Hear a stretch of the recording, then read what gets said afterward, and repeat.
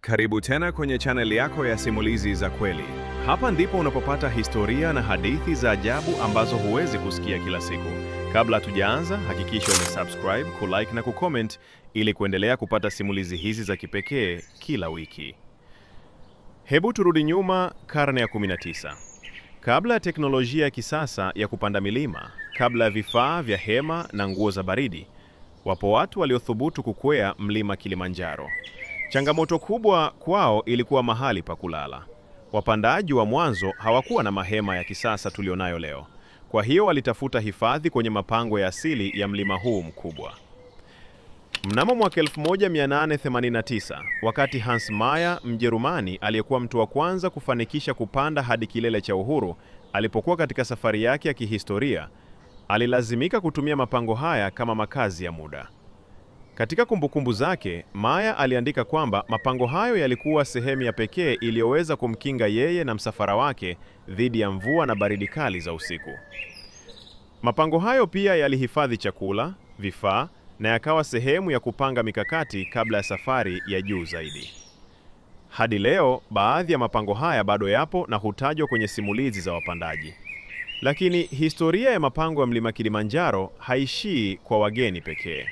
Kwa wenyeji wa mlima huu, hasa kabila la Wachaga, mapango yalikuwa na maana ya kipekee. Katika karne za nyuma, kipindi cha vita kati ya koo mbalimbali na pia wakati wa uvamizi kutoka kwa makabila jirani, Wachaga walitumia mapango haya kama maficho salama. Familia zilipokimbia mashambulizi, watoto, wake na hata wazee walihifadhiwa humo. Mapango haya yalitumika kama ngome za siri ambapo wanavijiji waliweza kujilinda, kukusanya nguvu na kupanga mikakati ya kujibu mashambulizi. Wakati mwingine hata mifugo yao ya thamani kama mbuzi na ng'ombe wadogo ilifichwa humo kwa muda. Hii inamaanisha kwamba mapango ya Kilimanjaro sio tu mashimo ya asili yaliyotoboka, bali ni makumbusho hai ya historia ya kale ya ujasiri, yakihusisha wageni waliothubutu kukwea mlima na wenyeji waliopigania uhai wao na familia zao. Na hii ndiyo sababu leo tunasema mapango ya Kilimanjaro ni mashahidi wa safari mbili muhimu. Ya kwanza, safari ya mwanadamu wa kwanza kufika kwenye kilele cha mlima mrefu zaidi barani Afrika. Na ya pili ni safari ya watu wa Kilimanjaro, Wachaga, kupigania heshima, usalama na maisha yao.